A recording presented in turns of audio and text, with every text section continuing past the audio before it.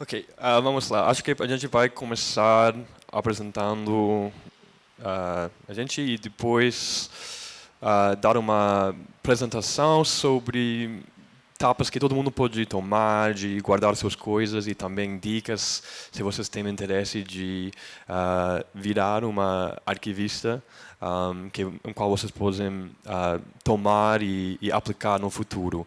E antes de a gente começar, desculpe pelo meu português, eu sei que é quase estou aprendendo ainda, mas e se eu vou falar alguma coisa que vocês não entendem, Glennis fala muito melhor do que eu e a gente vai tentar para colaborar assim.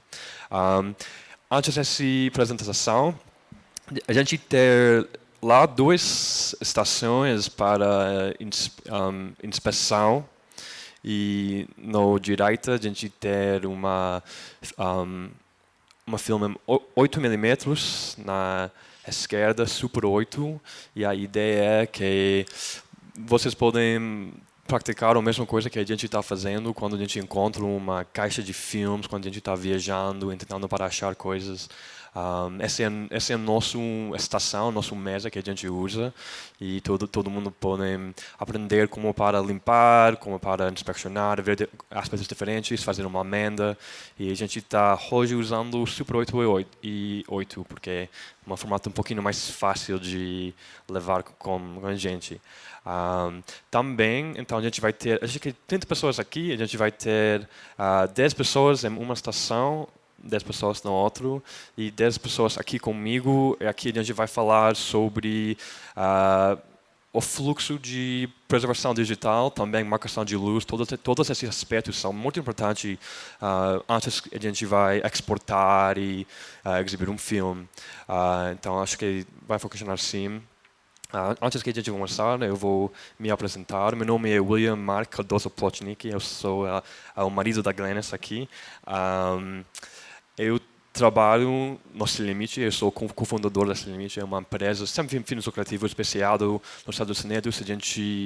Nosso foco para distribuir filmes brasileiros de repertório lá nos Estados Unidos, mas também a gente tem um braço chamado a Iniciativa de Digitalização de Filmes Brasileiros. Sim, e com isso a gente está disponibilizando serviços de digitalização para cineastas brasileiros que não têm dinheiro para pagar pelo esse serviço porque tem um custo muito alto no Brasil. Então a gente está tentando para achar pessoas que mesmo ficam em uma situação difícil e ajudar-los para salvar, guardar suas obras. Também eu trabalho no Laboratório de Restauração Digital na Cinemateca Brasileira. Esse é um emprego que eu acabei de começar e estou aprendendo novas coisas sempre lá também. Então esse é eu e eu vou passar para a Glennis também. Olá, tudo bem? Meu nome é Glennis Cardoso Plotnik e eu sou uma trabalhadora de cinema.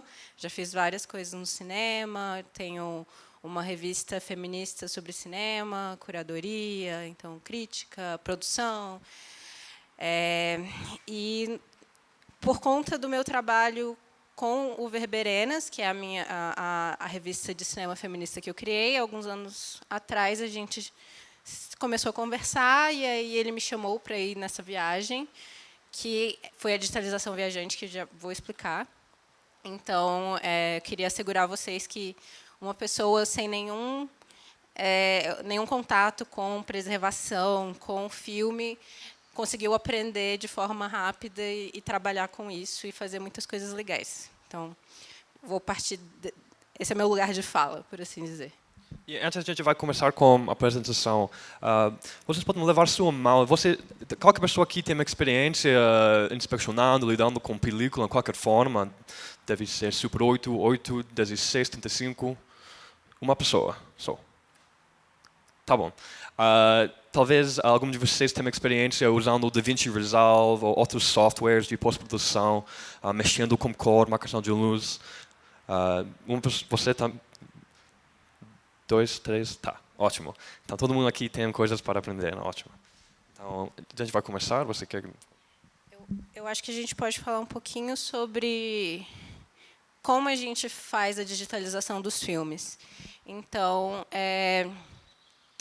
o William tem um scanner em Nova York, que é um Blackmagic Intel, que é um scanner bem grande, que faz a digitalização de filmes em 16 milímetros e 35 milímetros, que são formatos maiores. Então, se você pensar nas fotografias que a gente tirava antigamente, aquele tamanho de foto é o tamanho da película. Então, um longa-metragem, às vezes, são 6 grandes latas de um filme. Então, é um processo bem complexo. E, como o scanner é muito grande, muito pesado, ele fica lá. Então, o William tem feito um trabalho de criar uma relação com alguns diretores e levar os filmes na mala para os Estados Unidos. Então, na mala com ele, né, que vai sem despachar. E aí são todos curtas-metragens, né, que você trabalhou em 16 e 35 e médias. E é assim que ele vinha fazendo esse trabalho. E esse scanner que a gente está usando para 1675 é o scanner mais popular no Brasil, com certeza. Então, se vocês vão assistir, não sei, A Reina Diabo, por exemplo, um filme que a gente restaurou no último ano, e outros digitalizou,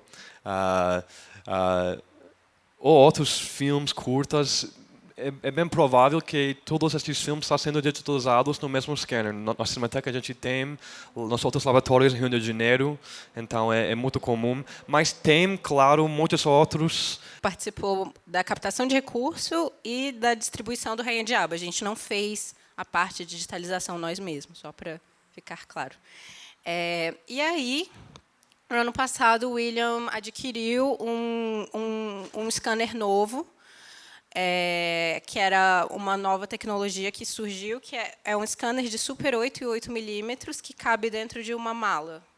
E aí ele decidiu, junto com a Laura Bautitucci, que é a cofundadora da iniciativa de digitalização de filmes brasileiros com o William, eles decidiram fazer esse projeto chamado Digitalização Viajante. E aí a gente passou por 6 cidades brasileiras, que vocês podem ver aí: Brasília, Recife, João Pessoa, Teresina, Rio de Janeiro e São Paulo. E a gente fez um Google Forms, a gente tinha relação com alguns diretores, e a gente foi encontrando filmes e foi levando esse scanner de 8 milímetros. A gente criou essas estações. O William, isso não é um ambiente de arquivo tradicional. Então, ele conseguiu comprar essas enroladeiras que são instaláveis, que a gente consegue levar para diferentes mesas, que é da Ucrânia, né? Você encontrou na internet. Todo o equipamento que a gente usa, eu comprei no eBay. Então, também esses equipamentos não ficam só no arquivo, né? Vocês podem comprar essas coisas online, se vocês têm vontade de investir mesmo nessa área e ter como são seus próprios equipamentos para inspecionar filmes. Podem ser caros, mas em outros casos não. Então, eu acho que mais ou menos essas coisas são acessíveis para todo mundo.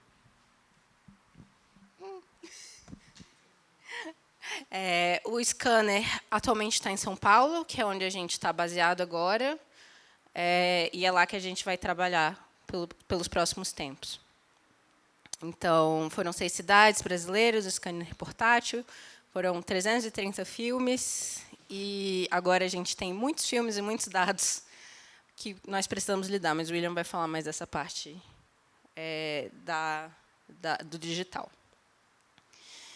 Então, vamos falar de preservação audiovisual, mas algumas dessas dicas valem também para outros tipos de arte que vocês querem preservar, outros tipos de coisas importantes que vocês querem preservar para o futuro.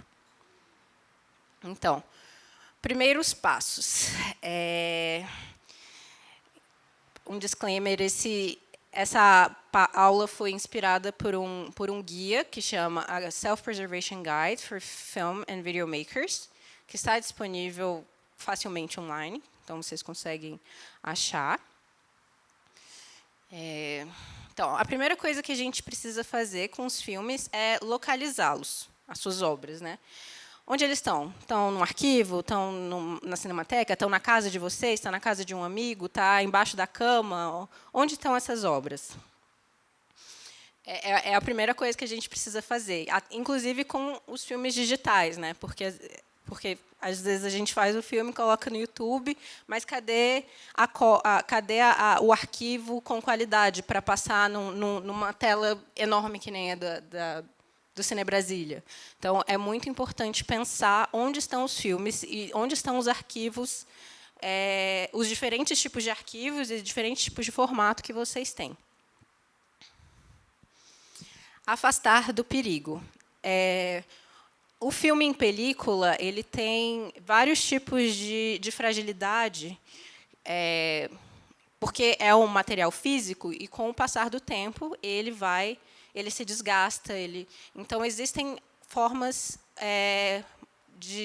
excelentes para mantê-los preservados. Então, idealmente, eles estariam em um arquivo, com climatização, então ficaria num ambiente frio, com a mesma temperatura, sem grandes alterações, e o mais seco possível também, porque a umidade é uma coisa... Isso, e também, se você sabe, se você tem uma avó que tem filmes, vocês sabem onde ficam algumas obras em película para tomar etapas agora, mudar esses filmes em um outro quarto, levar esses filmes a fora do sol. Isso pode ser mesmo uma etapa que vai salvar a obra, porque a gente encontrou com frequência um filme em qual a cineasta está deixando ele num escritório, perto do sol, tudo isso, e acima o filme que a gente vai encontrar vai ficar completamente sem cor. Em outras situações, essa película estava em um ambiente melhor, no escuro, sem pós, tem acesso ao ambiente, né? E assim o filme está ficando com todas essas cores, está sem vinagre, então essas etapas podem mesmo salvar algumas obras. Sim, vocês não precisam enviar os filmes necessariamente para um arquivo. Na sua própria casa existem formas mais seguras de deixar o filme. Então, não deixar no sol, não deixar num lugar úmido. Se for material magnético, deixar longe de coisas com campos magnéticos. Então, isso. Listar. Então, você tem que procurar as informações sobre o seu próprio filme, procurar catálogos onde o filme, de mostras onde o filme apareceu, pessoas da equipe que lembram de coisas sobre o filme, amigos, família, todo mundo que pode ter alguma informação sobre o filme. É sempre interessante ter o máximo de informação possível, porque a gente não vai estar aqui para sempre para contextualizar as nossas obras, né? Parabéns, você completou os primeiros passos. Mas, se ainda houver fôlego, continue. Aí você pode inspecionar os filmes. Não necessariamente você precisa ter uma estação para fazer isso. Abrindo as latas, abrindo os arquivos digitalmente, você já pode conseguir muita informação. Então, em que tipo de formato o arquivo está? O filme é em película? É em 8mm, Super 8, 16, 35, vídeo magnético, VHS, Betacam, rolos de som óptico magnético, vídeo digital, arquivos digitais e arquivos em plataformas de streaming. Okay? Aqui a gente tem os formatos mais comuns de película. 35mm. Você quer falar sobre... 35mm era o formato profissional, né, dos filmes, os filmes ditos profissionais que iam para festivais, etc. 16, 8 e Super 8 são mais caseiros, mas, na realidade brasileira, considerando o que é mais barato, o que é mais acessível, as pessoas, às vezes, usavam o 16mm para fazer os seus filmes profissionalmente, o Super 8 também. Sim? A gente já vai mostrar. Então, vocês estão vendo o 35 milímetros tem essas perfurações dos dois lados, o 16 também. O 8 milímetros, vocês estão vendo que as perfurações elas são mais largas e elas são mais espaçadas. E o Super 8, elas são... desculpa, elas são mais próximas, o 8 milímetros. E o Super 8, elas são mais espaçadas e as perfurações são mais pequenininhas assim. Vocês vão poder ver.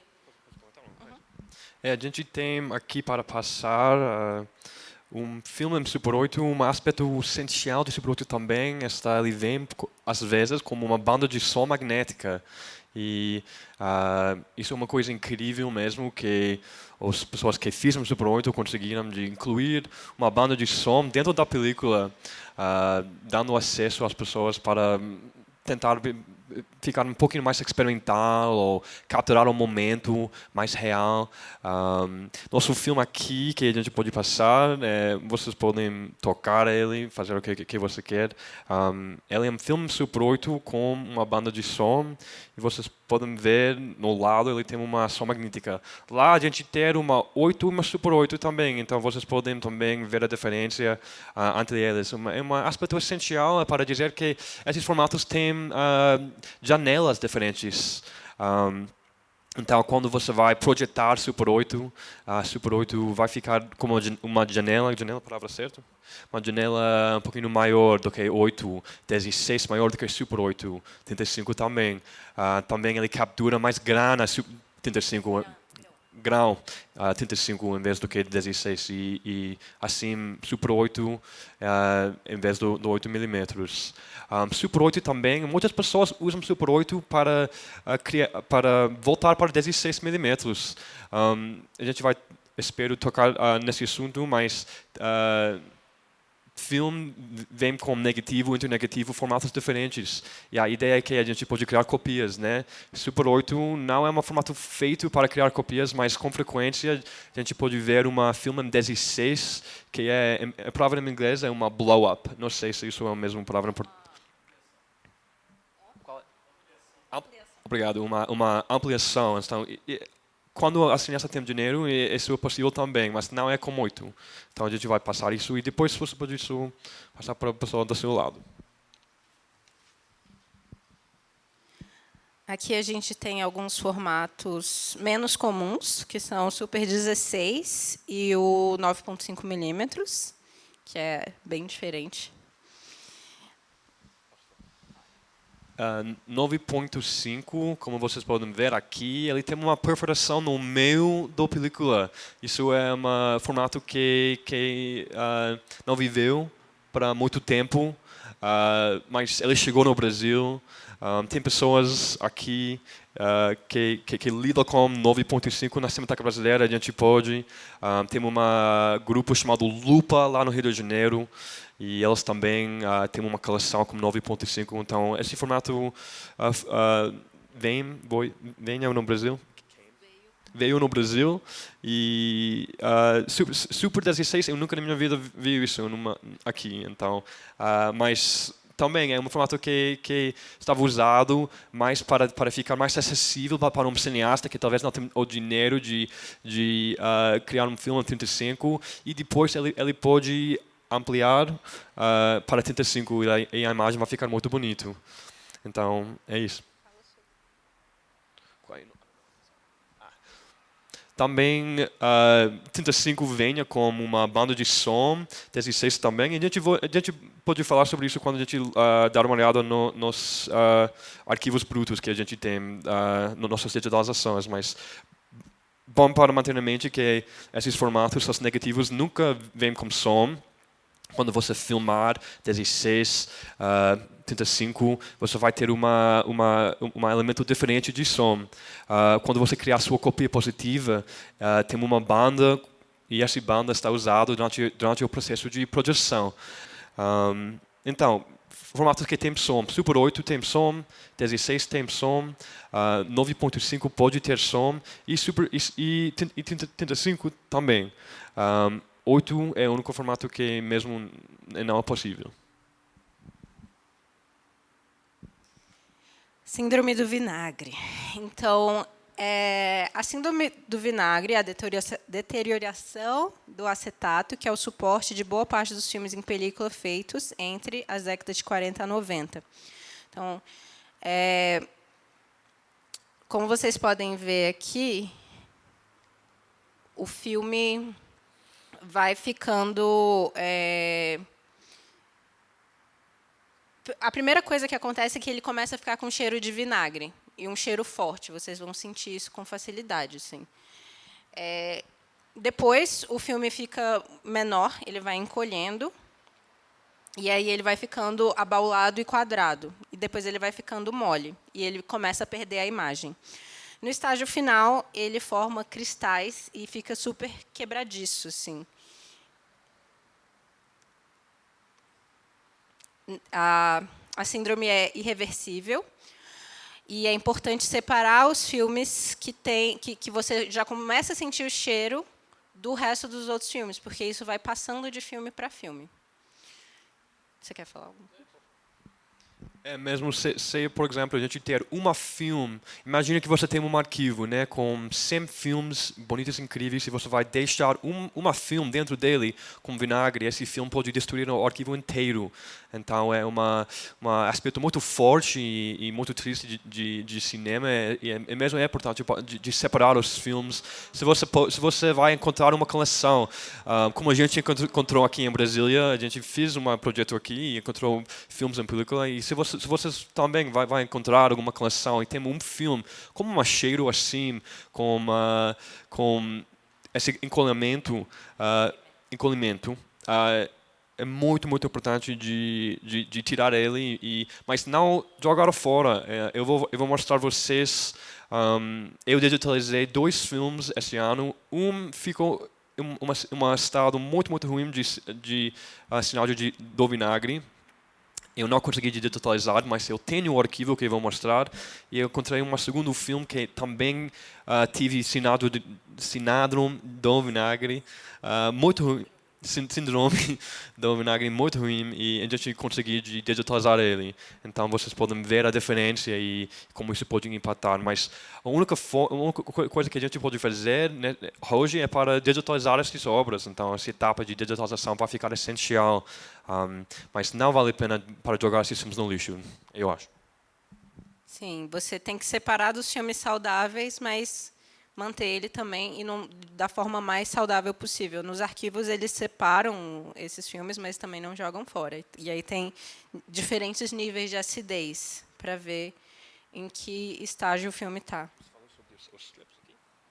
Não, você fala. Então também vocês podem ver aqui o uso de tiras de medição de acidez, chamado AD strips. Esses ferramentas são muito comuns dentro de arquivos grandes, mas eu não tenho dinheiro para comprá-los, e acho que não é tão razonável para dizer que todo mundo pode. E assim, não está tão importante, acho que para a pessoa regular, para saber se seu filme com vinagre está no nível 0, 1, 2, 3, 4. Mesmo vocês podem saber que se ele tem o síndrome, só de o cheiro, tocando o filme também, ele vai ter uma óleo diferente do que película normal. Então, vocês podem ver essas ferramentas na Cinemateca Brasileira, na Cinemateca do MAM, com certeza, mas não é tão comum para usá-los com projetos independentes.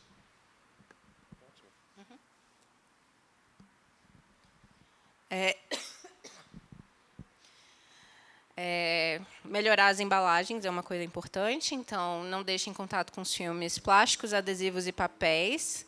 Mas aí você tem, o papel pode estar ácido, então é uma complicação, porque a gente também quer que os filmes tenham informações. Então você tem que pesar o que vale mais a pena, ter a informação do filme em papel dentro ou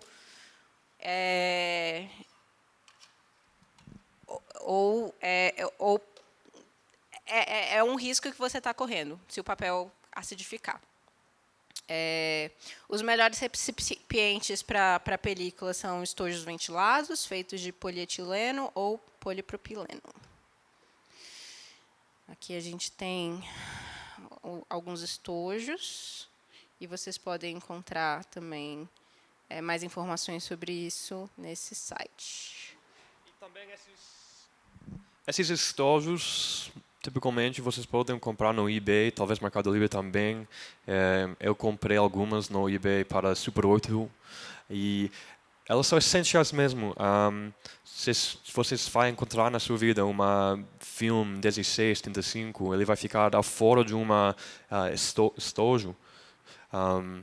Ele vai ficar aberto para todos os elementos e esse pode ser perigoso para a vida do filme. Então, vale a pena para achar isso, para talvez falar sobre como um arquivo, se você não tem. É uma ferramenta muito bom de produzir o filme.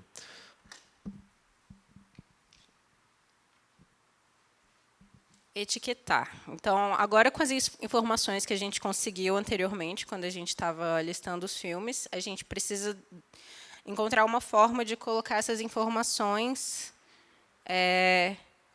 de forma que outras pessoas possam entender aquilo também, e você mesmo possa entender isso no futuro. Então, algumas informações importantes que a gente colocaria: título, realizador, ano, bitola ou formato, negativo ou positivo, se tem cor, se tem som. Então, é possível escrever diretamente na lata ou estojo com caneta permanente, em vez de usar o papel, que nem a gente estava falando antes. Se não for possível, fita crepe ou adesivo funciona. A gente está com um post-it aqui, nesse caso. Já foi feito, mas você quer ir além. Vamos para as próximas fases. Catalogar. Expandindo sua lista do passo 3. Então, a gente já tem uma lista com várias informações. Sempre a gente precisa conseguir o máximo de informações possíveis, porque isso realmente ajuda futuros preservacionistas audiovisuais e arquivistas, ajuda a sua família, ajuda você mesmo a saber as informações sobre o filme.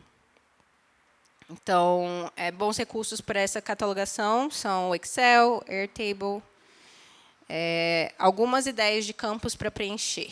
Então, aí a gente tem várias informações que são interessantes de a gente ter. O título, ano, cor, som, formato, duração, metragem, realizador, equipe, material original, laboratórios usados nas cópias, onde estão as cópias e onde estão os originais também, sinopse do filme, estado de conservação do material, observações sobre o conteúdo, notas de contexto e produção. Isso é importante, inclusive, nos filmes domésticos, né? Porque se você quer também preservar as suas memórias e as coisas, muitas vezes você não tem uma mesa de inspeção para saber o que está ali. Então, mesmo os filmes que nós julgamos, às vezes, não importantes, porque eles são domésticos, têm uma grande importância, porque eles podem ser um dia fonte de pesquisa antropológica, sociológica, podem ser também formas de registros familiares que vocês querem manter, etc.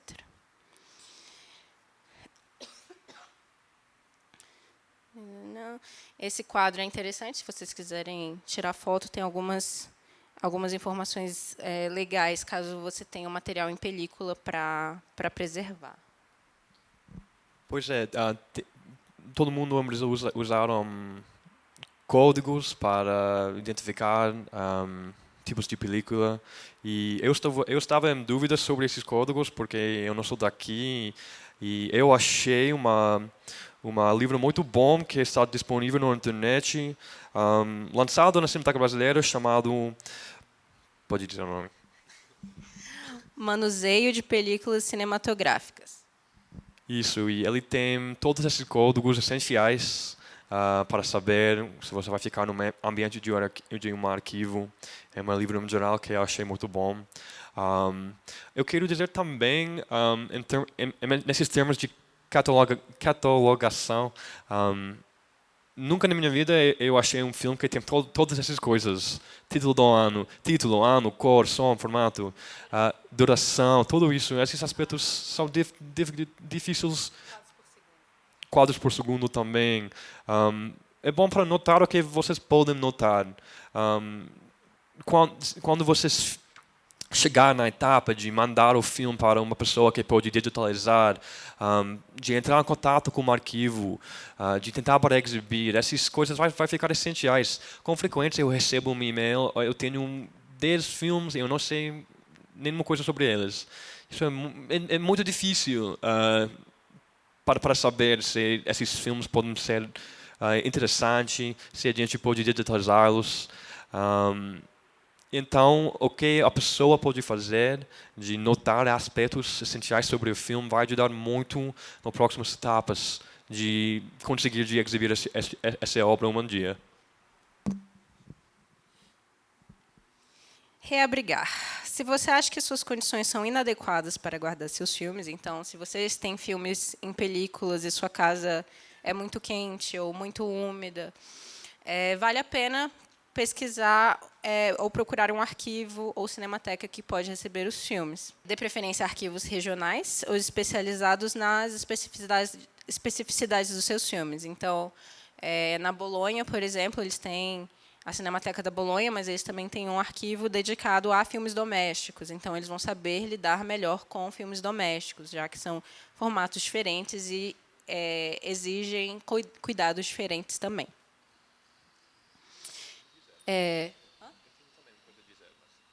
Alguns arquivos. A gente não tem muitos arquivos no Brasil, né? Alguns arquivos que a gente poderia mandar os nossos filmes são o Centro de Técnico Audiovisual, no Rio de Janeiro, a Cinemateca, o Arquivo Nacional, no Rio também, a Cinemateca do MAM, a Cinemateca de Pernambuco, mas a Fundação Nabuco, né? Joaquim Nabuco, em Pernambuco. Mas é bom para dizer que tem em Brasil, inclusive não tem tantos arquivos de cinema, tem muitos arquivos públicos e essas instituições são incríveis. Eu fiz pesquisa sobre arquivos públicos no Brasil e todos os estados tipicamente têm tipicamente esses arquivos têm uma coleção de película. Eu mesmo acredito, depois viajando no Brasil como uma scanner, que é importante se você tem um filme feito em Teresina, de achar uma maneira de salvar o filme lá. Não é tão bom que todos os filmes vão ficar centralizados em Rio de Janeiro e São Paulo. Também tem aspectos sobre cultura local, né? E quando a gente salvar nossas obras todas para ficar em São Paulo, isso vai ficar difícil um dia para uma nova donação, pode ser de Brasília, de achar essas obras, de lidar com essas obras. Então, tem instituições, tipicamente, além das cinematecas, que podem ajudar. Eu quero dizer também, a CTV, que fica em Rio de Janeiro, a gente descobriu esse ano que, por lei, elas precisam aceitar filmes em película do público do Brasil. E isso é um mini segredo, eu acho. Mas é uma coisa incrível. Então, é possível de guardar suas obras em um ambiente de climatização adequada e é muito bom de pensar sobre isso, mas eu acredito no sistema de arquivos públicos nesse país muito. E que a gente precisa criar novas instituições descentralizadas, que é uma batalha que a gente precisa travar aí. Enfim. Agora, faça seu trabalho ser visto novamente. Distribua, exiba, crie, digitalize. Então, essa é uma das possibilidades de como o filme pode voltar a ser visto, né? Hoje em dia, existem poucas salas de cinema que ainda têm um projetor, seja em 35, 16, 8 milímetros, então é ainda mais raro. E 8 milímetros não é bom passar o filme porque o próprio projetor causa danos ao filme. Então, uma das formas de fazer o filme ser acessível novamente é digitalizar. Então, eu vou passar agora a palavra para...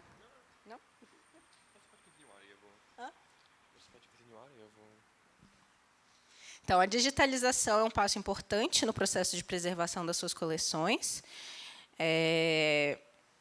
Assim como os seus materiais físicos, os cineastas terão que pensar em garantir que seus arquivos digitais sejam mantidos por muito tempo no futuro. Isso é especialmente verdade hoje, quando muitos filmes são feitos em arquivos nativos digitais. Então, a gente tem um grande problema hoje em dia, que é a gente não sabe o que vai acontecer com os arquivos digitais em alguns anos. Se a gente para pensar em quanto tempo a película foi usada e por quanto tempo a gente ainda consegue acessar esses materiais, é muito mais tempo do que a gente tem de arquivos digitais. Então, a gente tem que pensar sobre como guardar esses arquivos digitais muito bem também. Então, é importante, por exemplo, ter pelo menos 3 cópias desses filmes em lugares diferentes, na nuvem, num HD que está num arquivo, etc. E pensar também nesses diferentes formatos em que o filme está. Então, se você quer uma cópia de trabalho que você precise ter o máximo de informação possível para fazer mexer com a cor do filme. Você quer falar sobre isso? Não vou falar sobre a cor, então, um pouquinho mais tarde, mas eu quero dizer que digitalização não é ideal. Esse não é um formato muito bom de preservação. Filme em película pode ficar com cores preservado para 100 anos ou mais, se ele fica em um ambiente bom. Arquivos digital, todo mundo sabe. Você uma vez ligou uma HD e suddenly ele está sempre todos os arquivos dentro dele, né? Essas coisas acontecem com frequência. Em Brasil hoje tem só um lugar que pode criar cópias de preservação em película, a Cinemateca Brasileira. Elas têm máquinas de fazer isso, elas têm máquinas de duplicar filmes 16, 35, mas só uma. Então, acho que na América Latina tem 2 lugares, no mundo talvez 10, 15. Esse ideal de criar cópias em película de preservação, essa janela, essa oportunidade não vai ficar por muito mais tempo. Também a gente deve pensar, tem só um laboratório no mundo que fica no Canadá que está criando uma nova película de criar cópias. Só uma. Esse é um laboratório de Kodak. Quando o Kodak vai dizer a gente não está ganhando dinheiro suficiente para isso, quando o Kodak vai dizer a gente vai fechar esse laboratório, vai ficar impossível para o resto do tempo de fazer cópias de preservação em película. Então, digitalização é nossa realidade. A gente precisa digitalizar nossas películas, nossas fitas, nossos itens. Pode ser filme, pode ser papéis, pode ser todas essas coisas. Se a gente não vai digitalizar, elas vão ficar perdidas um dia. Mas a realidade digital é difícil, e tem muitos desafios com ele. E a gente vai falar sobre algumas.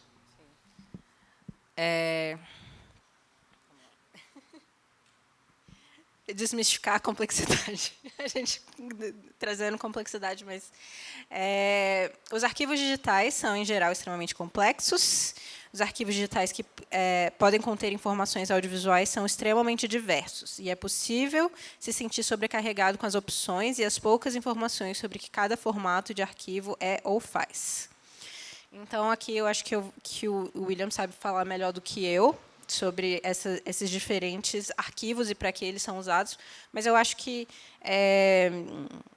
dá para entender bem, né, que tem um arquivo que é bom o suficiente para passar num computador, mas não bom o suficiente para passar numa tela maior, não é bom ou bom o suficiente para passar num grande cinema. Então, a gente tem que pensar, mas eu quero só que esse filme seja visto para que ele seja curado. Então, primeiro eu quero que seja uma cópia que curadores possam assistir online. Então, são coisas a se considerar quando a gente está pensando em que... aqui no foto, só para você saber, é a máquina que a gente está usando para digitalizar 1675. Ele é o scanner mais popular no Brasil. É o scanner profissional mais barato também, mais acessível, mas ainda muito caro, muito caro. E com esses aspectos de tipos de arquivos, tudo isso, a gente vai mostrar exatamente como aparecem esses arquivos. Eu levei comigo algumas, mas tem muitas possibilidades nesse mundo de arquivos diferentes, o que elas fazem, o que elas levam para o filme. Então, tá bom, eu vou continuar. Nossas prioridades digitais. Quais são as coisas mais importantes para você no cuidado de seus arquivos? Então, se vocês vai pagar ou colaborar com uma casa de pós-produção, um arquivo de digitalizar algumas obras, quais são os aspectos que devem ser importantes? Resolução, isso todo mundo gosta de 4K hoje, né?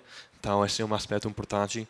Acessibilidade, se eu vou mandar para vocês um arquivo em 4K, ele vai ter 200 gigabits. A maior... Gigabytes, obrigado. 200 gigabytes. E a maioridade dos computadores não podem mostrar essas obras tão facilmente. Então, talvez vocês vão querer um arquivo menor, né? Retenção de cor, arquivos diferentes ter retenção diferentes também. A gente está falando sobre a retenção, isso é a profundidade de bit. Quanta informação de cor esse tipo de arquivo pode manter dentro dele. Pode ser 12, 10 ou 8, tipicamente. Também o equilíbrio perfeito entre todas essas coisas. Então, deve ser uma versão que vai manter a resolução bonito, que vai ficar um arquivo que não é tão grande, que vai manter o cor e vai ficar fácil de mandar para amigos, tudo isso, né? Então, a gente tem 3 opções diferentes aqui e tipicamente quando a gente trabalha num projeto de preservação, a gente vai pedir 3 coisas: um arquivo master. Esse arquivo deve ser o arquivo que vocês nunca vão exibir, mostrar, mas a partir desse arquivo vocês podem no futuro usar ferramentas digitais novas de fazer outras etapas. Então, imagina em respeito de termos de películas, esse arquivo é nosso negativo de imagem, negativo de som. A gente quer guardar esta coisa porque, por exemplo, hoje a gente usa softwares específicas de fazer pós-produção, remasterização, mas em 20 anos daqui vai ter novas coisas que a gente pode usar. Assim, a gente precisa guardar nossos arquivos masters. E tem details, pontos aqui importantes. Tipicamente, esse arquivo vai manter a informação inteira do filme. O maior arquivo, já que os arquivos principais para filmes de longa-metragem, em 35mm, podem muitas vezes requerer múltiplos terabits de memória. Então, também terabytes. Essa é uma coisa bem difícil para comprar HDs eficientes de salvar esses arquivos. Tipicamente, você vai precisar 4 ou mais terabits. Como eu disse, como terabytes. Como eu disse, como um filme negativo, e acho que está sendo cortado aqui um pouquinho, mas vamos pensar sobre nossos arquivos mais como filmes negativos, este formato. A mezanino é nosso meio arquivo. O arquivo mezanino é um arquivo de vídeo comprimido que é visualmente indistinguível do master de resolução total, exportado de seu programa de edição, mas significativamente menor em tamanho. Então, é um arquivo muito útil de fazer posts, de também exibir. Você pode usar para criar DCP também. Comumente usado para a exposição na mais alta qualidade possível online também. Eu não sei sobre isso, na verdade. Está bem difícil de mostrar um arquivo que tem 600 gigabytes, mas com certeza, isso é mais fácil do que uma terabyte, né? Terabyte. E no final, acesso ao menor arquivo possível, normalmente utilizado para compartilhamento com outras pessoas, download, torrenting, dar acesso, etc. Este arquivo é tipicamente de menor resolução e não retém a profundidade da cor do original. E não é recomendação para usar esse arquivo de preservação. A gente tem muitos formatos diferentes, né? Muitas opções aqui. QuickTime, TIFF, MXF. Não, mas não precisa. Tá. Então, vocês podem ler aqui, eu espero, os formatos diferentes que fazem coisas diferentes. Aqui, conosco hoje, a gente tem um formato chamado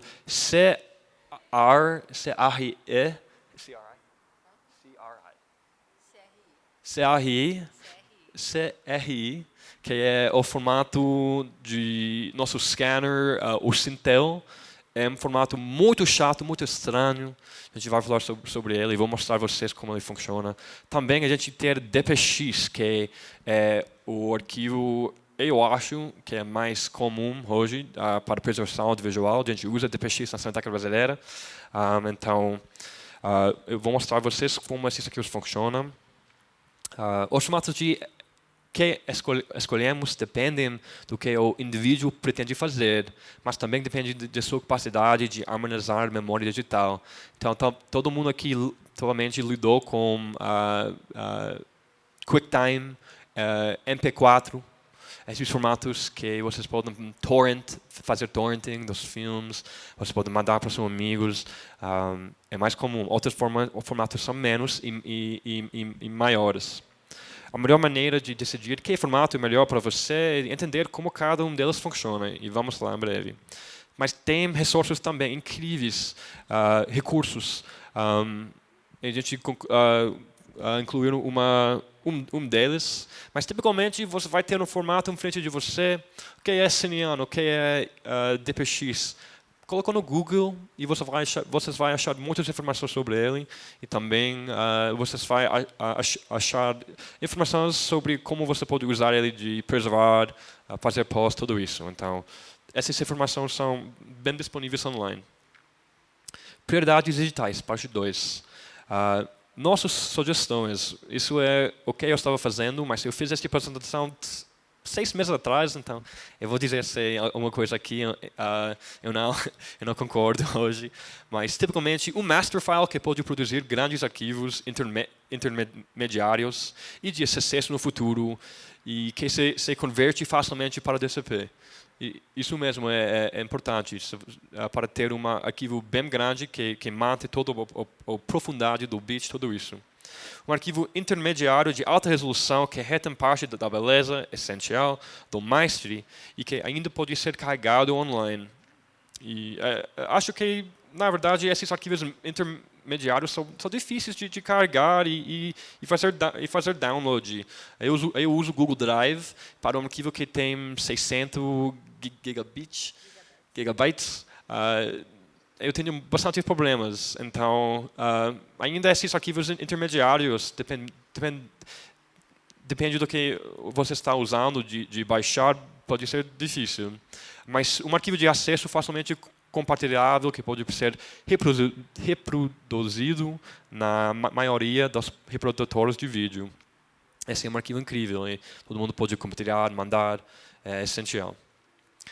As preferências, nossas preferências, quando a gente trabalha, eu trouxe comigo com uma DPX, mas também a gente usa QuickTime ProRes como nossos arquivos de maestri. Ambos esses arquivos retêm a profundidade da cor, elas são muito grandes e a gente usa mesmo de passar os arquivos para pessoas. ProRes é um arquivo próprio do Mac. É muito comum hoje, eu acho, para ter um fluxo de trabalho quando a gente lida com pós-produção, no ambiente de filme, para usar ProRes, porque todo mundo tem um Mac, um Apple, mas tem outros formatos. E QuickTime ProRes ele não funciona, na verdade, com Windows muito bem. Isso é uma coisa para manter em mente sobre acessibilidade, né? Se vocês querem mandar seus filmes para uma pessoa que talvez não tem uma máquina Apple, assim esse formato pode ser pior. Uma mezanino, a gente usa ProRes 422. A gente usa isso para exibir o filme, tanto para mandar os arquivos para preservação.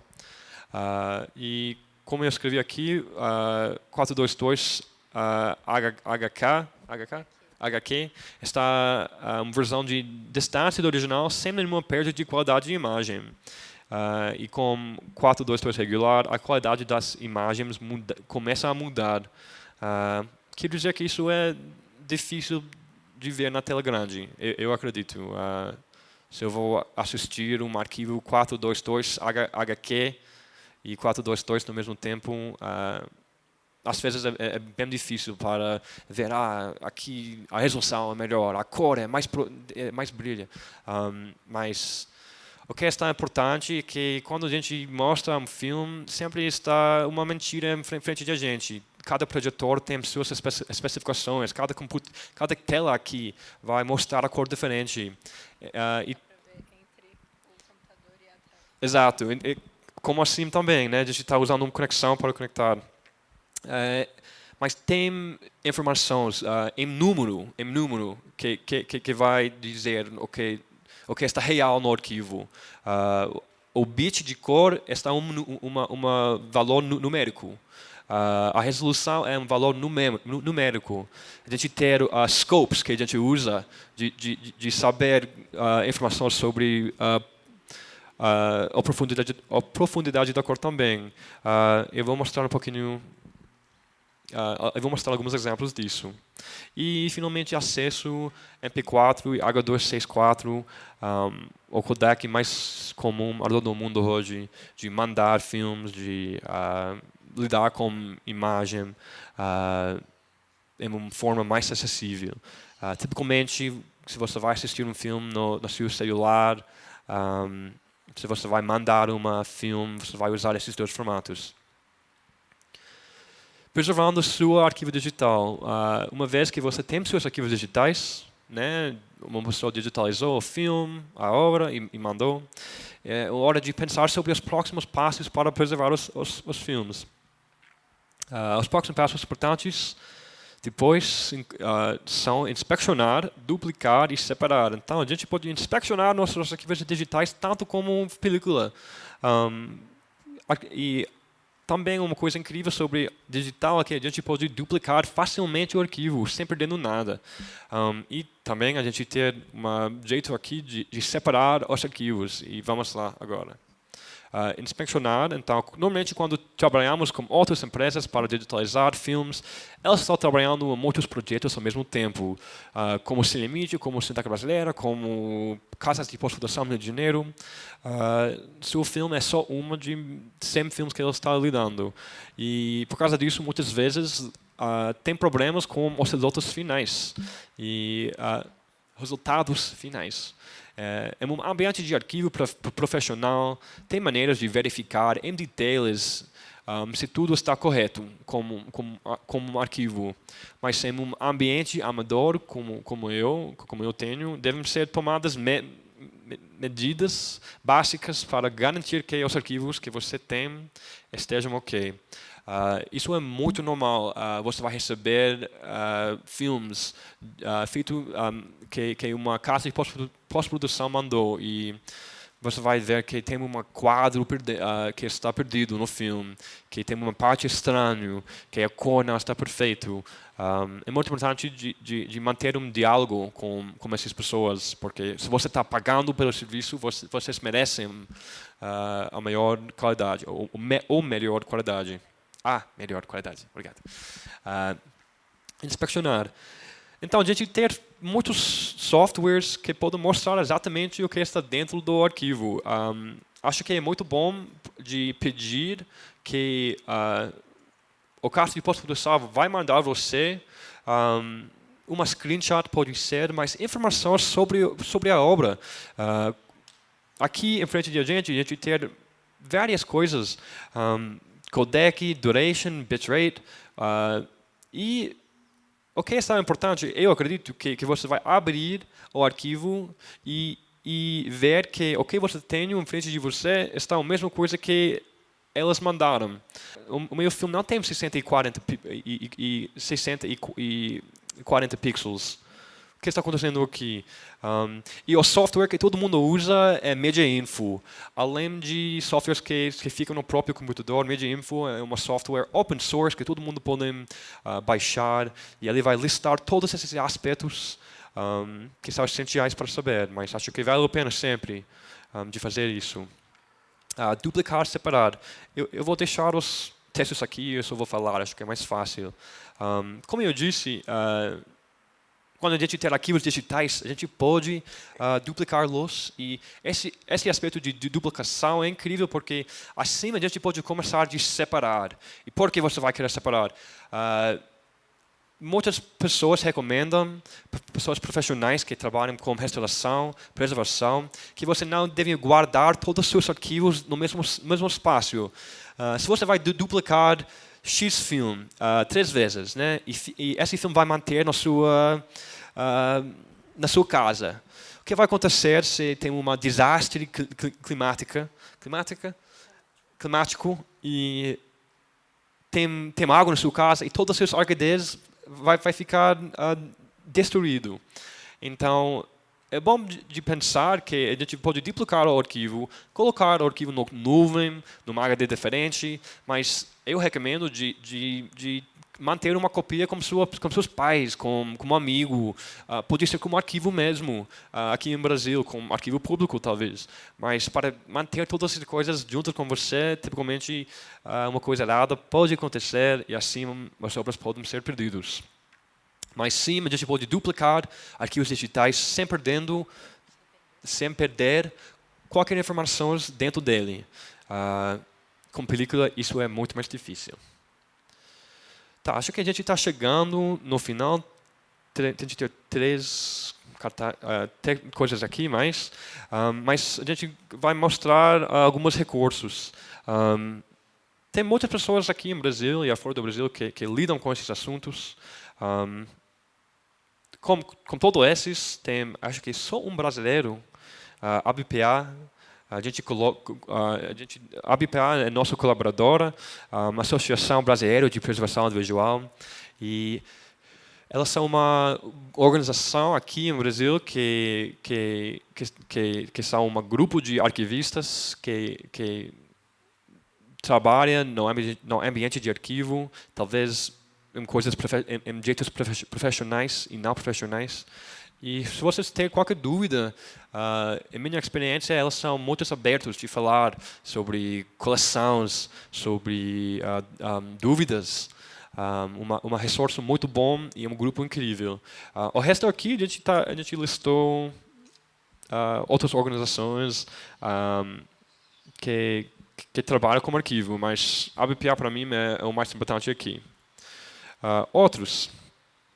Esses são que a gente tem a iniciativa de digitalização de filmes brasileiros. Acho que a gente é o único grupo no Brasil que está digitalizando filmes de graça, a única. Isso é uma coisa interessante. Mas a gente está escolhendo quais projetos a gente vai trabalhar. Tipicamente a gente pensa sobre quem está o criador, quem está a pessoa que está mandando o filme, por que trabalhar nesse filme, pode ser um filme feito por uma pessoa que talvez não está branco e rico. Mas tem outras coisas. Aqui, Mapa Filmes, elas são digitalizando os filmes em 35, em 16. Ter bastantes coisas. Glennis acabei de me mandar uma coisa sobre Kinograph. Isso é um grupo em Brasil que... tá. Kinograph foi criado pelo Matthew Appler. É um projeto para fazer um scanner de filmes com a tecnologia open source. Então, qualquer um pode acessar a Kinograph, que é kinograph.cc no Instagram, e aí tem todos os recursos lá. Ele fala os equipamentos, o que você precisa comprar, enfim.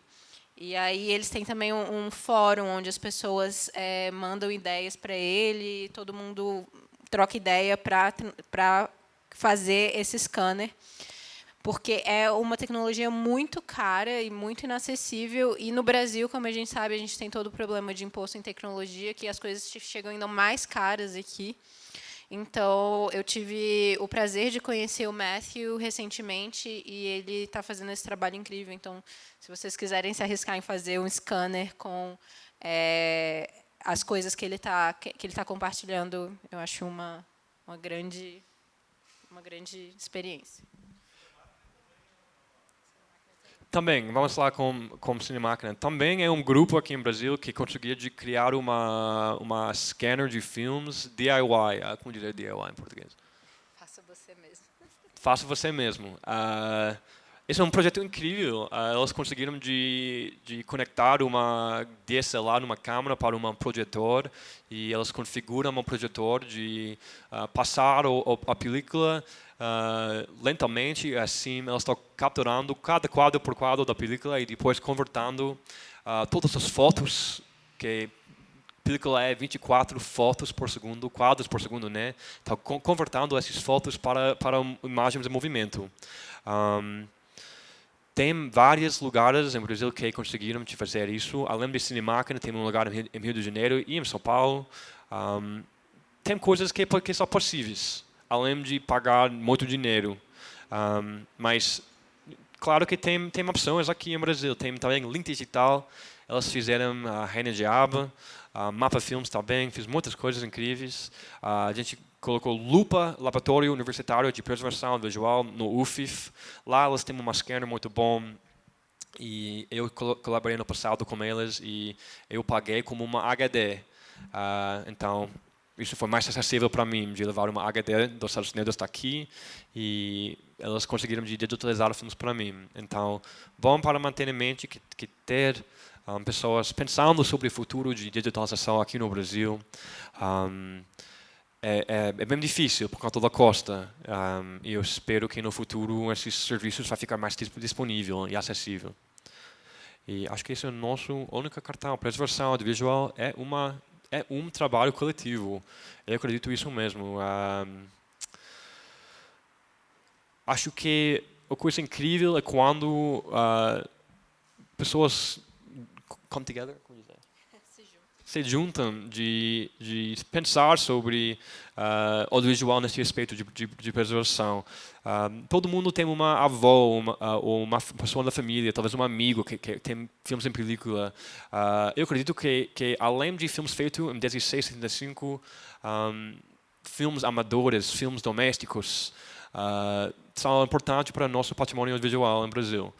Então, para salvar essas obras é um trabalho coletivo. Todo mundo pode fazer coisas de contribuir no futuro dessa área de audiovisual e também para ampliar o que a gente sabe sobre o cinema brasileiro. O cinema brasileiro não é só os filmes que ficam nos arquivos, os filmes feitos por Embrafilme, por Gabriel Rocha, por Cinema Novo. O cinema brasileiro tem coisas bem interessantes que a gente não conhece ainda. A gente sabe isso depois viajando pelo país em áreas que não têm acesso a esses serviços e achando, por exemplo, esta animação lá no Teresina, que estava ficando numa casa. Então, é um trabalho coletivo. Todo mundo pode fazer coisas de contribuir. Tem muitas coisas que a gente pode aprender e a gente precisa de pessoas que têm interesse nessa área de preservação. O Brasil só tem uma escola de preservação audiovisual hoje em dia. Então, quando a gente tem mais pessoas que mesmo têm interesse, essa área vai crescer. Eu acredito. Então, é um trabalho coletivo. A gente está juntos nisso. E esse é nós, Clenis Cardoso, ao meu lado, e eu. A gente está... nossos nomes, @semlimite.com. Vocês podem entrar em contato sempre com a gente, pelas mídias sociais, e-mail, mensagem direto, e a gente está aqui para vocês. Então, eu quero...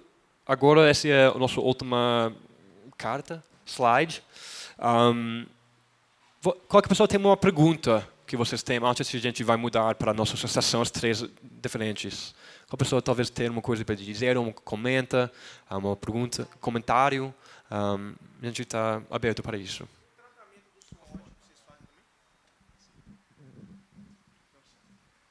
Quando se vocês se deparam com som ótico, vocês também fazem tratamento? Então, a gente não falou muito sobre essa parte. E obrigado por sua pergunta, porque acho que a gente deve incluir mais informações nessa apresentação sobre como a gente lida com som. É uma área em qual a gente tem menos experiência, que se limite mais. O que está acontecendo? Eu acabei de concluir 40 remasterizações e em cada filme tem uma coisa diferente. Em alguns filmes eu usei o som da uma fita, ou um som de um arquivo antigo, que foi melhor do que o som atual que eu tenho em frente de mim da película. A gente tem um desafio porque Super 8, que tem som, de todo mundo acabei de ver uma Super 8 que tem uma banda de som, tipicamente os arquivos que a gente está criando tem uma X muito, muito alto, tipo uma chiado. E a gente está usando vários softwares para lidar com isso. Tem um software chamado Waves, que usa inteligência artificial para tirar aspectos do áudio que estão fora dos elementos essenciais. Mas sempre você está perdendo uma coisa, né? Se eu vou colocar um filtro do áudio, a gente vai...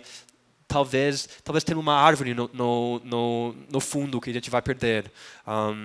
Então, é uma área muito difícil, é uma área que merece uma pessoa, uma especialista. Tem coisa que todo mundo pode fazer. No Adobe Audition é um software que tem várias ferramentas, mas é bem complexo. E ele merece seu próprio curso, na verdade. Ao longo da viagem, a gente encontrou alguns rolos só de som, mas o nosso scanner não faz. A gente não consegue. Mas no Centro Técnico Audiovisual do Rio, eles fazem a transferência para arquivo digital dessas películas. Não é película, né? Fibra. Dessas fitas antigas. Recentemente, o Dragão da Maldade com o Santo Guerreiro é ótimo, né? E o restaurador se deparou exatamente com esse problema. Mas aí, como ele tinha parte do som em vinil, aí ele adicionou. Na verdade, ele recriou, né? Recriou a banda sonora, vamos dizer assim. As partes... Guarda elementos de som, lembra de película, né? A fonte que a gente vai usar pode ser diferente. Também é importante pensar sobre a máquina. Nosso scanner de Super 8, eu acho que é bem ruim para som, na verdade. Eu acho que isso não é normal. Então, a gente tem esses problemas como X, que só por conta da nossa máquina. Outros podem ser melhor. Então, cada máquina faz uma coisa diferente, mas é um desafio. E aconteceu de a gente ter acesso a um filme que tinha a banda magnética e a banda magnética estava saindo do filme, assim. Mas por sorte, alguns desses tinham cópias e aí a gente faz vários escaneamentos de diferentes cópias, e aí pega a imagem de um, pega o som do outro, etc. Qual outra pergunta?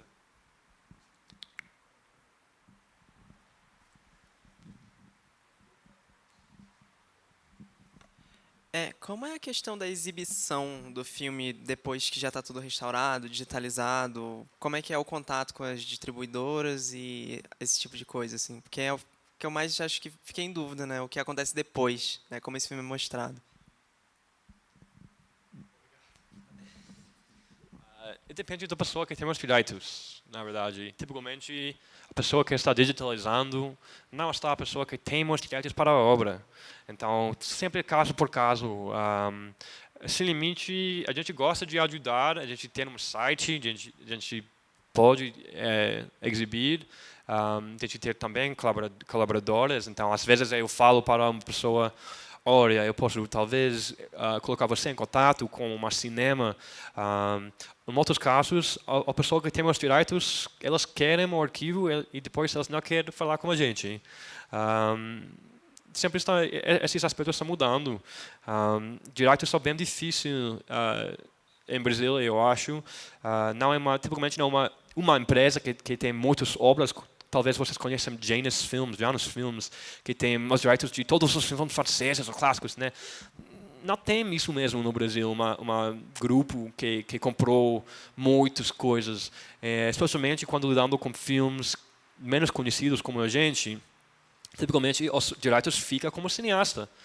E depois você vai digitalizar, remasterizar e depois falar com o cineasta. Vamos achar oportunidades de exibir. Vamos entrar em contato com cinemas brasileiros, outros cinemas fora do Brasil. E essa é uma outra luta, né? Uma outra área em qual é muito importante. Quando a gente trouxe a Rainha Diabla para a Berlinale esse ano, isso foi uma coisa incrível, porque agora ela está sendo exibida ao redor do mundo com frequência. E o Brasil precisa, o cinema brasileiro precisa achar esses maneiras de exibir nossos filmes.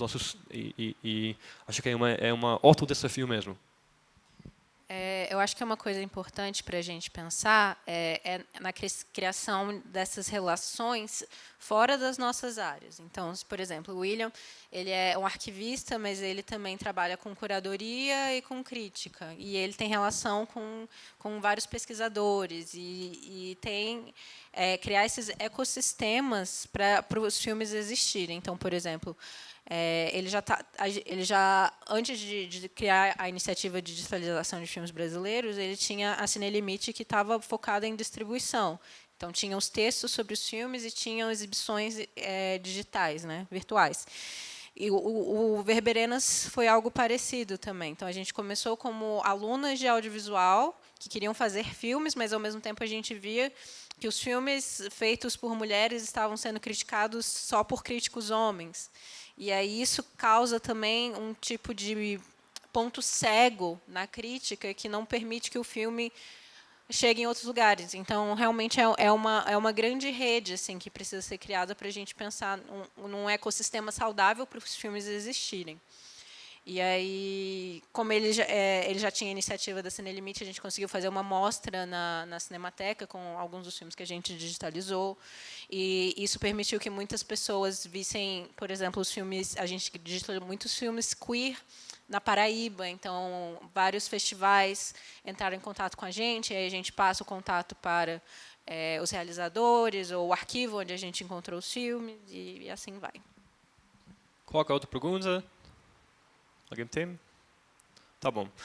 Então, o que eu queria fazer agora, a gente tem 40 minutos e acho que seria ótimo se todo mundo pode fazer algumas coisas com película mesmo, mas acho que a minha ideia original de criar 3 estações diferentes, um digital, 2 lá, acho que talvez não vai ser melhor, porque agora a gente pode falar um pouquinho sobre essa área digital e depois todo mundo pode falar juntos, trabalhar juntos lá no película. Também assim eu posso ajudar a Glennis lá. Isso vai ficar mais ou menos rápido.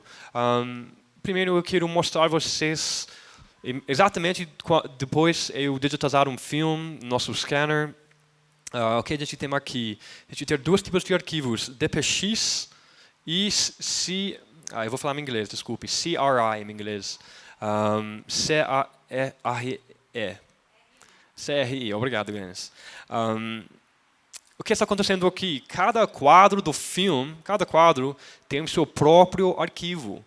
E assim, imagina que você está tirando uma foto na resolução mais alta possível. Essa é a ideia aqui, que a gente está tendo um arquivo para quadro dentro do filme. E o arquivo, vamos lá, o tamanho vai ficar muito grande. Por exemplo, esse é um filme Super 8. e o tamanho do pasta é 116 gigabits. Acho que eu só copiei 10 minutos desse filme. Então o filme tem 20 minutos, então 2 vezes disso é o tamanho mesmo. Aqui a gente tem um filme chamado José. Vou mostrar a vocês essa obra em um segundo.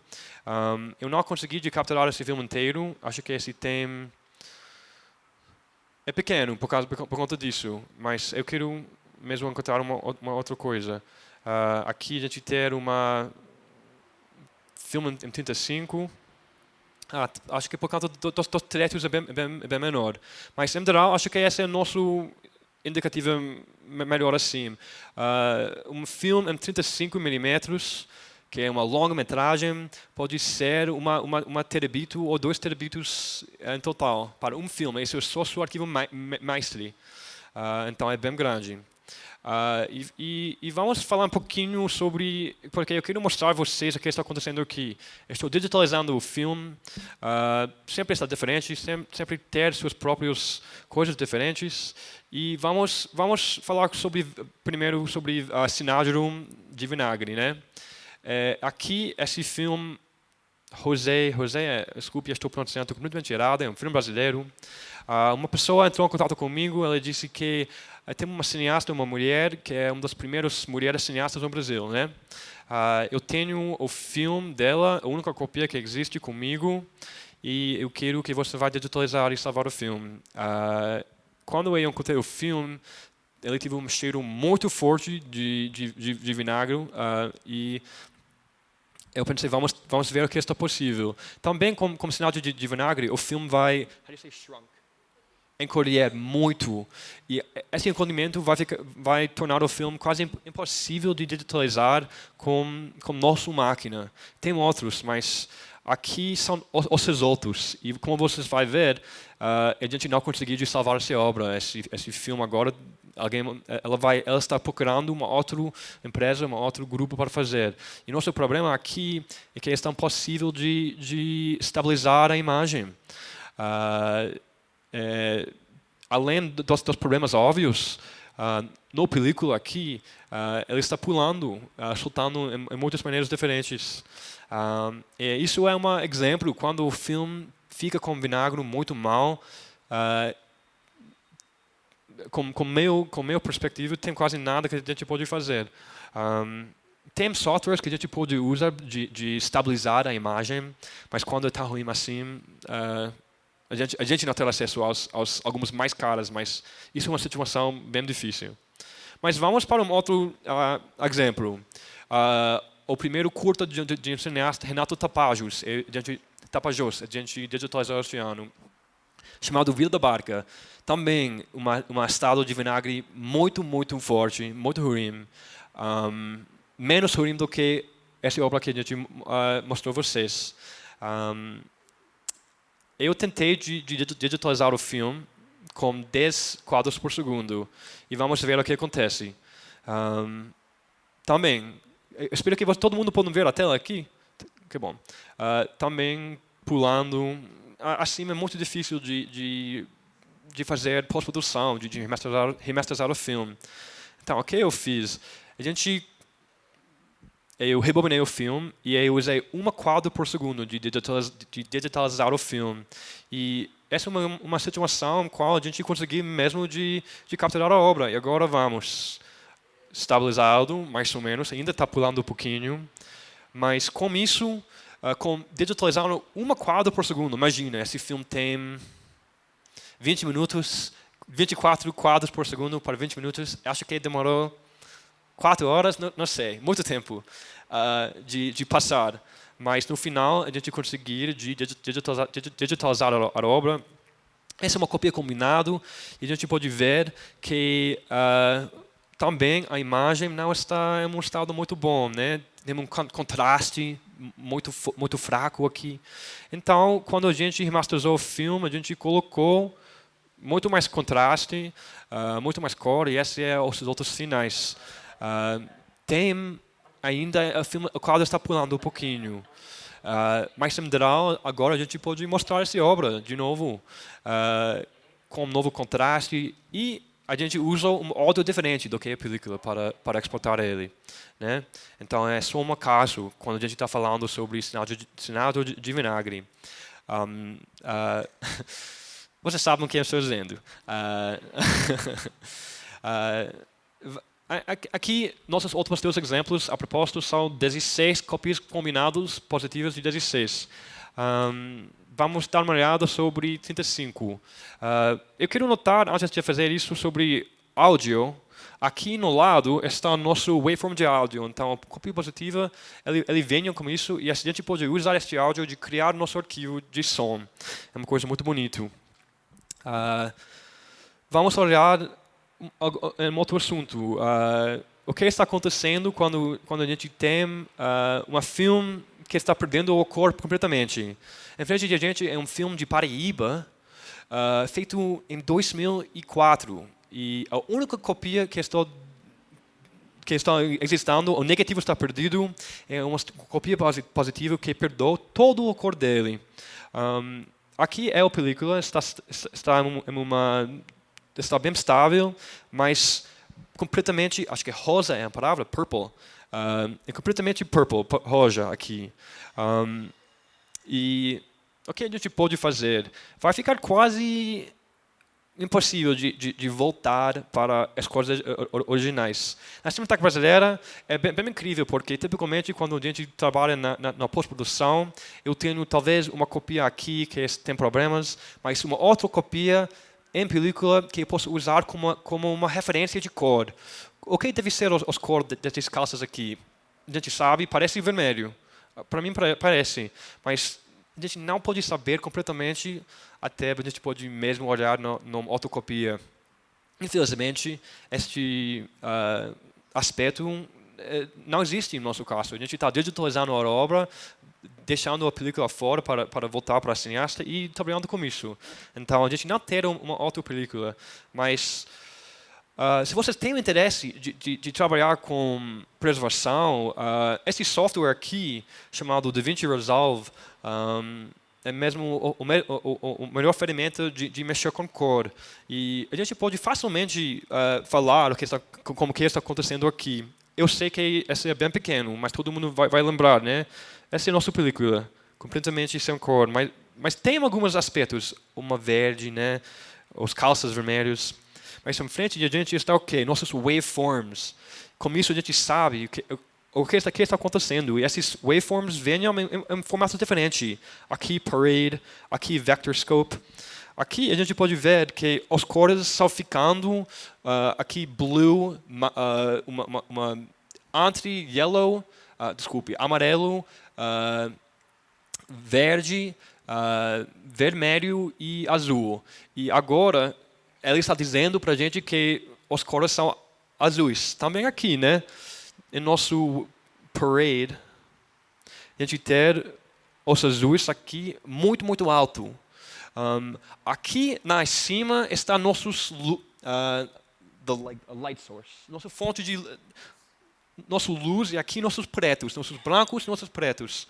Então, acho que isso é um processo mais ou menos claro que vai tomar muito tempo, mas vamos fazer uma coisa bem simples aqui. A gente sabe que os azuis são altos. O que vai acontecer quando a gente bring them down? Diminuir esses azuis. E acho que a gente vai ver quase imediatamente que a gente pode fazer uma coisa bonita com esse filme.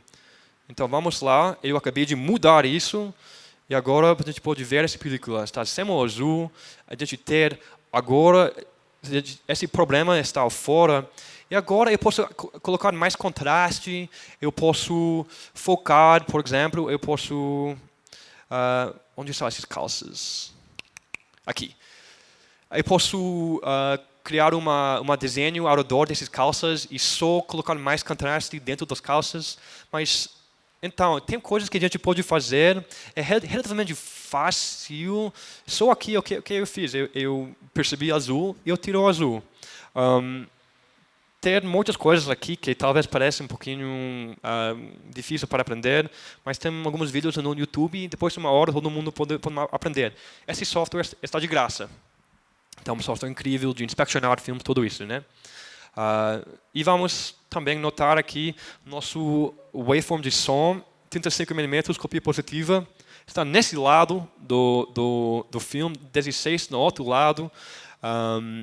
E acho que isso também bom para dizer que essa janela não é normal para ter o quadro assim. E vamos dar uma olhada rapidamente num outro filme em 35, chamado Som no Carnaval. Desculpe, errado. Chamado São João, em Santa Cruz. E esse é, para mim, o caso ideal. Essa é uma obra feita por Kátia Mezzel, uma cineasta pernambucana. E a película ficou no Centro Técnico Audiovisual do Rio de Janeiro, então é um clima muito bom. O último filme estava na casa do diretor, então assim vocês podem saber, o filme vai ficar na casa, perder a cor, é uma área melhor, ele vai ficar assim. Mas para mim essa é uma situação incrível, porque já na película a gente pode ver, olha esses cores incríveis, né? Essa cópia está imediatamente depois do scan. Eu fiz nada ainda. E assim, eu preciso fazer poucas coisas. Quando a gente fala sobre restauração, né, por marketing, todo mundo vai dizer, essa é uma nova restauração dessa obra de Kátia Mezzel. Mas, na verdade, estou fazendo poucas coisas e a gente deve pensar mais sobre essa palavra de restauração, porque, vamos lá, essa é a cópia finalizada que eu fiz. Eu tirei algumas áreas que tive problemas, mas é mais ou menos isso, colocando contraste. E essas ferramentas ficam dentro do software, que está de graça. Tenho alguns outros exemplos que eu quero mostrar aqui. A gente tem 30 minutos e depois, acho que os últimos 20 minutos a gente pode mexer com... tá bom. A gente acabei de mostrar 16, 35, duas cópias em 16 que são vinagurados. Uma cópia que perdoa a cor, 35, e uma cópia que está com cor. Agora vamos voltar rapidamente para 16, só para mostrar a vocês uma outra coisa que eu encontro. A IDFP, a gente está lidando com qualquer coisa que a cineasta tem. Então, nessa situação, esse é um filme feito por Eunice Gutman, chamado Som no Carnaval. É um filme incrível, mas interessante. Olha aqui, o que está dentro dessa película. A gente tem nosso som no lado direito, mas com legendas, né? É um pouquinho estranho, uma copia feita provavelmente para ela de exibir o filme fora do Brasil. Hoje em dia, essa é a única copia que existe dessa obra. Então, como acho que o filme de Glauber, Antônio das Mortes, que tem legendas em francês, se vocês vão assistir ele está sem cor, ele está com uma outra coisa estranha, né? Com essas legendas, mas a gente está aberto de trabalhar com ele. E assim, também, eu posso tentar de tirar o vermelho, que obviamente é muito forte aqui, mas para chegar nesse ponto como original vai ficar impossível. Então, sempre vai ser o mais possível, o mais próxima. Também a gente pode colaborar com uma cineasta. Eunice, o que você acha sobre essa copia? É mais ou menos o que você lembra quando você fez o filme? Tipicamente, ela não lembra muito bem, mas no final, acho que é importante que a cineasta vai aprovar a copia. Eu tenho comigo também 2 filmes em Super 8, um filme 8 que eu quero mostrar rapidamente. Primeiro, nosso primeiro filme aqui, vocês lembram? Nossa animação. Então, vamos olhar no cor aqui, que está bem vermelho, né? Acho que é bonito. Originalmente, não estava assim, né? Foi assim. Esse é um filme Super 8. A gente tem nosso... Eu quero mostrar esse por quê? Porque Super 8 tem 2 tipos de Super 8. Aqui, nossa imagem está acabando perto da perfuração, né? Também, obviamente, no copia que a gente tem, nossa copia Master aqui, que é muito grande, a gente não tem cor. Ou tem cor, tem aspectos de vermelho aqui, né? Então, o que a gente vai fazer? Usar ferramentas como colocando mais vermelho, como colocando saturação da imagem. É muito incrível, como interessante, né? Nossa imagem está mais perto da perfuração. Para mim, essa é uma coisa quase triste, porque esses detalhes, às vezes, tem coisas interessantes dentro deles, mas quando a gente finalizar a obra, tipicamente o que a gente vai fazer, a gente vai cortar aqui, né? Perder essas informações. Posso mostrar a você o que eu fiz mesmo? Eu cortei. Então, esse é o nosso resultado final. Eu quero mostrar isso só para dizer que a película tem aspectos diferentes. Então, isso é nosso filme final para mostrar. Eu trouxe um filme de Brasília para vocês, que bom. Isso é um filme 8mm, feito aqui em Brasília, de um cineasta chamado Marcelo Montiel. E esse é um filme 8mm. Não, 8mm. E a gente sabe isso porque em Super 8 a gente tem a nossa perfuração aqui, no centro da imagem. 8, como vocês vão ver lá, as perfurações são ao fora da imagem, aqui nesse espaço. E assim, no pós-produção, talvez eu vou tirar um pouquinho o vermelho, mas eu acho que as cores são bem boas aqui. E em 8, que é uma coisa incrível, eu acho, às vezes esse espaço aqui está cheio com imagens que a cineasta estava filmando. E para mim, do aspecto de preservação, é por conta disso que é importante para guardar nossos arquivos maestros, né? Que imagino, agora a gente já pode ver entre esses espaços aqui que tem algumas coisas. Imagina que você está fazendo pesquisa sobre, não sei, um evento político e você só pode ver a imagem assim. Mas dentro desse espaço tem talvez uma detalhe importante, uma imagem importante. Então, assim sempre vai ficar importante para guardar nossos arquivos maestros. Aqui vocês podem ver mais, a imagem está começando a ficar aqui, né? Então é isso. Acho que isso é a única coisa que eu estava à vontade de mostrar a vocês. Aqui com esse mesmo software, talvez eu possa dizer que a gente pode vir aqui e tirar aspectos na imagem, tipo, aqui tem um pedacinho de sujo, né? O software eu posso criar uma caixa ao redor desse espaço e ele vai usar o mesmo quadro que está um quadro em frente ou um quadro acima e preencher os problemas.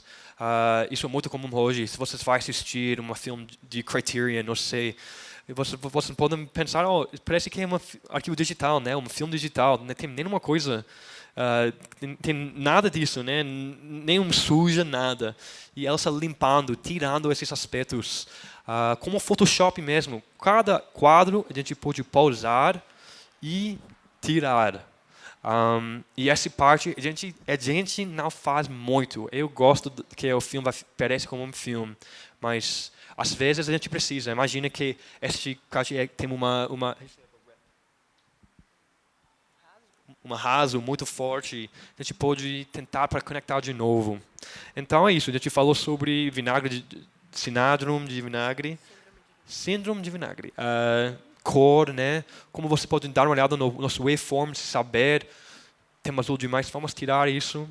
E eu acredito mesmo que todo mundo pode tentar para usar esse software. Vocês podem ganhar empregos no ambiente de arquivos. A gente usa esse na Cinemateca Brasileira, principalmente, é de graça e tem ferramentas incríveis.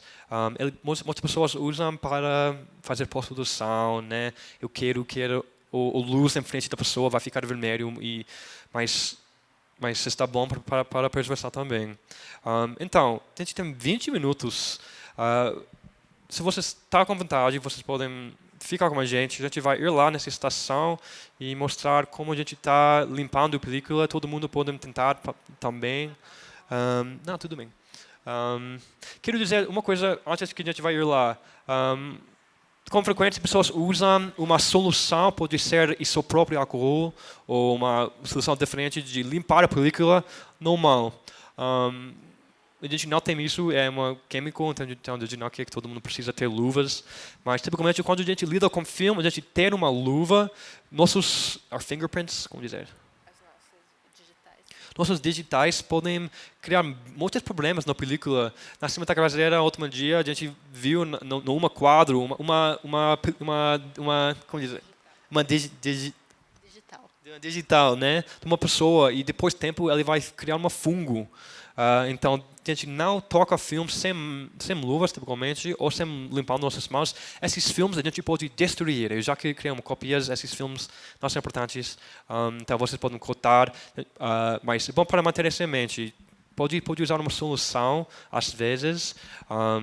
Como Super 8 não pode usar nenhuma, mas vamos lá e Glennis vai ficar uma estação e vou ficar no outro. Isso. E se vocês têm qualquer pergunta, eu posso ficar aqui mais tarde, vocês podem me perguntar, tá bom?